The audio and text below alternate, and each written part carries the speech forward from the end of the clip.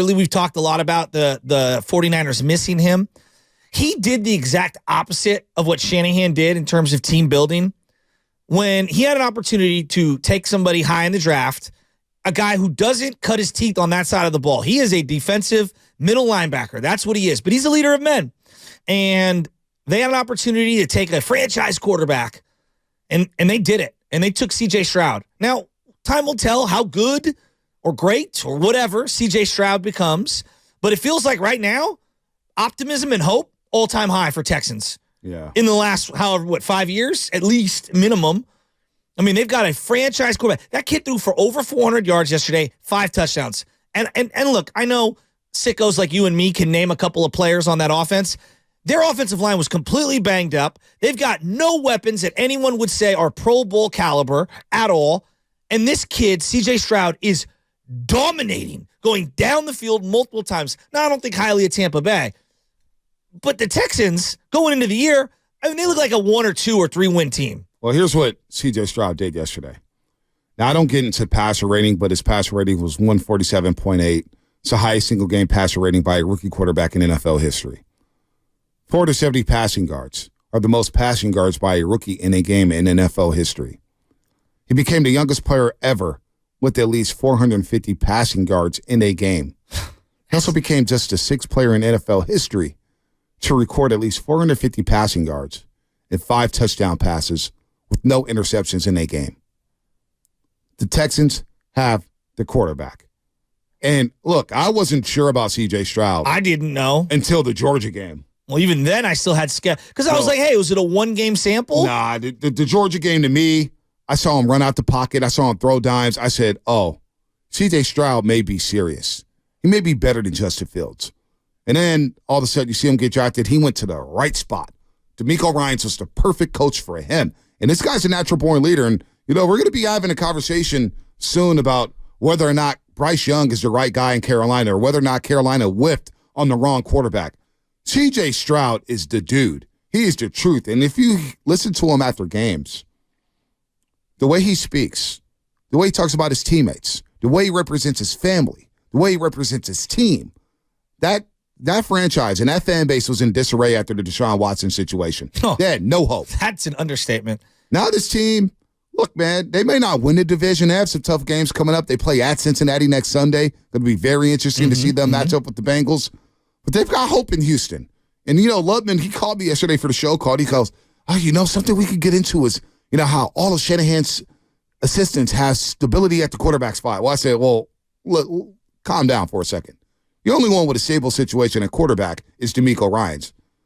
The Green Bay Packers and Matt LaFleur do not know about Jordan Love. Well, no, he's playing for his Packers career. They basically came out and admitted that he's one and done. Right. I mean, when they didn't give him the 5th-year option and they gave him a 2-year deal worth of backup money over the 2 years, that told you everything that they thought about him internally. All right. The New York Jets with Aaron Rodgers. We don't know what Aaron Rodgers is going to look like.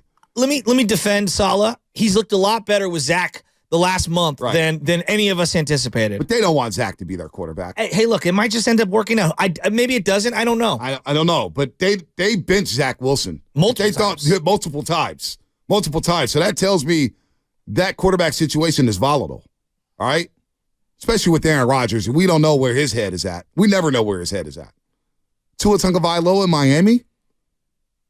Are they sold on Tua down there in Miami? To me, Tua's going to get the franchise tag. That's what I would do if I was them. Do the opposite of what happened with Daniel Jones. Daniel Jones got a 2-year deal. I would have gave him a franchise tag. So give him a franchise tag. And let's see it one more year. And now we know the 49ers quarterback room, it's a year-to-dear operation with Kyle Shanahan. I mean, I don't even know what to make of the quarterback. I don't know. I think this week, it's not like the end-all, be-all about 1 week, but seeing the entire NFL yesterday and not having your team play, you're watching Geno Smith struggle against the Ravens. Great for the Niners. Absolutely great for the Niners. But then I'm watching a compromised Jalen Hurts throw dimes from the pocket yesterday. Yeah, that guy is legit. Devontae looks special. AJ is special. Yep. Swift is still running very difficult. Hey, Dak even had a good game yesterday. Dak wasn't bad. Dak was really good I just didn't like their sense of urgency. You know, Olsen was talking about it. They had 5 minutes to go. Yeah. They had the ball 4 minutes to go. And he's like, why are they not hurrying it up here? Right. And they played like they had one last possession. I don't know. Well, they ended up having one last possession. Well, because they got the three stops. They got the three stops and the timeouts. They got the 3 and out. So they did have another possession. It actually worked out for them, and they had the opportunity to win that football game. Dak 300 sack. He can't take that sack. He cannot take that sack. He got sacked 5 times, but he also threw for 374, 3 touchdowns. I mean, Dak was on fire yesterday. He was. Now, you get tackled at the half-yard line for the tight end. I would like to see the route ran in the end zone, not, in front of the goal line there. You got to make that play happen. You can't step out of bounds on a 2-point conversion. Just cannot happen. But C.J. Stroud, back to him for a second. Listen to this young man. He's mature beyond his years. Now, I remember before this draft, some people tried to assassinate this young man's character.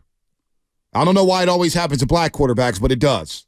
They try to assassinate his quarterback, his character, I should say. And for some reason, we're not sure about CJ. He's got to answer some questions here. CJ Stroud, by far and away, has been the best rookie quarterback in the league so far. Listen to this young man at the podium. After he threw for a rookie record in yardage and became the 6th quarterback in NFL history to throw for over 450 yards, 5 touchdowns, and no picks, listen to what this young man was talking about after the game. First and foremost, man, I got to give all glory and praise to my Lord and Savior Jesus Christ, man. These last couple weeks, man, been up and down. I've been going through a lot on and off the field, man, but when you give your life to the Lord, man, he gives you opportunities, and it's what you do with it. So he gave me this opportunity to come back in that 2-minute drill, and we run great routes, got great time management with the coaches, and we go score a touchdown. It's really big for us. Yeah, you mentioned that. It wasn't really 2 minutes, though. It was 46 seconds on the clock when you're down at this end of the field. What was the mentality, the approach, the conversation with your coordinator to make that length of the field run?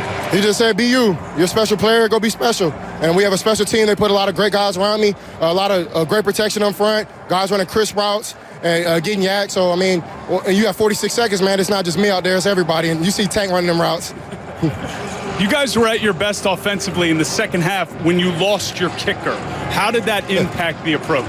It just put more pressure. I mean, I feel like pressure either makes diamonds or you fold. So we got a lot of VVS diamonds around our offense, and we like the pressure. We want everything to be hard on us because we know that we them type of guys, we can make plays, and we did that today. I know you're about the team, but you set a record here today, CJ, 470 yards passing. That's an NFL record for rookie. How does that sit with you? That's a blessing, man. I ain't gonna lie. I usually try to not really look to the accolades and records, man, but I put a lot of work in the week. My family, they know, man, and I love my family to death, man. Everybody back home in the IE, that's what I do it for, and I do it for the glory of God, man, and that's really just them. I mean, I put in the work to make other people happy and make other people smile. Of course, my teammates, man, they picked me at number 2, and I got to play like that, and I feel like I'm doing it, but I got to keep it going, man. A lot of Texans fans smile and enjoy this one, CJ. It was fun to watch. Thank you, man. Appreciate it. God bless. C.J. Stroud, after the game, we got another cut of him where he even goes deeper into something else, but VVS Diamonds, that was a great pull, man. You know, my boy's been in the jewelry store. I mean, Dameon Pierce was a late draft pick last year who emerged and had a decent year for a random guy. Nico Collins and Tank Dell, nobody knows who those guys are. Nobody knows who those guys are, and both guys are on pace for close to 1,000 yards. And then Dalton Schultz, let's call it what it is, a middle-of-the-line tight end who anybody could have had in free agency. He was good for Dallas. He was. He was solid. He was. But he's not of the caliber of some of these elite tight ends that are out there. Right. He's a solid player. But, we are not talking about a guy, C.J. Stroud, who's surrounded by all-pro talent. He's got a first-year play caller. And so I've been very amazed with what they have. We talk about, are you that dude? Brock Purdy, is he that dude? And there's a lot of questions, and he's played really, really good football. Well, when I watch C.J. Stroud, there's not a shadow of doubt in my mind. That dude is on a whole nother level. Right. I was watching last night Joe Burrow, and there's levels to it. C.J. Stroud's not on the Joe Burrow level. Joe Burrow. Oh, my God. Joe Burrow's the closest to Joe Montana that I've seen in terms of just he doesn't throw the hardest ball. Brady? What? Than Brady? Brady was totally different. Brady was a statuesque pocket quarterback. When I'm watching Joe move like he did last night, I'm like, damn, he's faster than you think. He's got great pocket presence. He just makes plays. He never seems like he's in a rush. I'm just talking about aesthetically. He reminds me of Montana. He's not the fastest. He's bigger than Montana. Well, he's a lot bigger than Montana. But he's a stud. He is a stud. He's got a stronger arm than Montana. He's built bigger than Montana. But he is relaxed in that pocket. Yeah, he's just so calm. You know what? We got to stop doing this. You know what? And I'm guilty of it. You're guilty of it. We're all guilty of it. Let's just stop comparing people to. No, I'm saying aesthetically, he looks like that player. I hear you. I just hate, because it's unfair to the player. You know what I'm saying? Because the minute he throws 2 picks, oh, you guys compare him to Joe Montana. I'm not going to do that anymore. I'm just going to, hey, these guys are really good. We move on from there. And once their career is over, then I'll maybe relate. But I'm trying to do. I'm trying to check myself. Mannerisms and how a player throws or whatever, I have no problem with saying. No one is saying you are Joe Montana. Well, his arm is so much stronger than Montana's. I believe. Yeah, but if we were just ranking quarterbacks in arm strength, I don't think we'd put Burrow in the top 5. Right. That's why. And I look at his physical skill set, and he's not the fastest quarterback. He's certainly not the biggest quarterback, although he's very big. He's very accurate. He's extremely accurate. He's very accurate. And to me, it's his field vision. Yeah. I mean, he just sees things, and it slows down. It's his competitive nature. The dude's just an absolute winner. That's what it was. Thank you, Comcast Business Text Line, 530. Stroud's S2 cognitive score was terrible, apparently.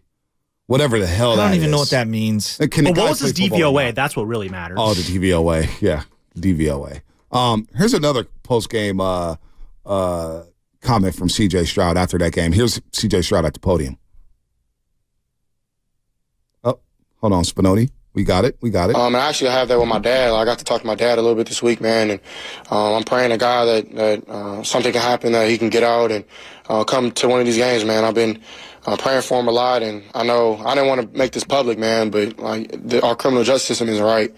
And it's something that I need to probably be a little more vocal about, because what he's going through is not right. And he called me this week, and we got to talk. And I'm praying for the situation. I know reform and the people with reform are helping me a little bit, but I think just letting it be known, man, it's not just my dad's situation, but the whole criminal justice system is corrupt. I've been watching videos in Mississippi, some of the prisons, they have rats and roaches and things like that. And don't get me wrong, criminals, they should do their time and everything should be like that, but they're still humans, you know what I mean? And but I just wanted to shine light on that real quick. But I'm really blessed to break the record, and I'm really blessed to get the win. That's him, because his father received a 38 years to life sentence in 2016 after pleading guilty to charges of carjacking, kidnapping, and robbery in a drug-related incident. So he's just, just looking for better prisons or whatnot, and he's shedding some light on that. Still has a relationship, but, it's not easy for a young man to grow up without a father. It really isn't. And for him to carry his family and to keep his head on straight and to play that's why him and Demeco, it feels like a perfect marriage. It really does. I sent you that video 3 or 4 weeks ago. I was like, look at how Demeco is looking at C.J. Stroud in the locker room, and it was just like a level of empowerment.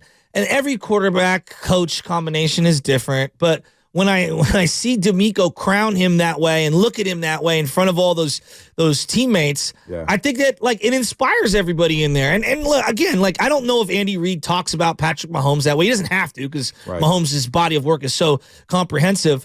But there is something to that. When Harbaugh turned to Alex Smith, even though I don't think he thought Alex was the greatest quarterback who ever lived, but he was empowering him in front of all of his teammates. I think that stuff does matter in these team elements. Mm-hmm. And seeing Demeco and his leadership style, they miss a little bit of that leadership. There's no doubt. No doubt they miss a little bit of it. No doubt they do. I mean, the Niners. C.J. Stroud hasn't seen his father since middle school. So what a performance for him. That's incredible. What a performance for him. And what a performance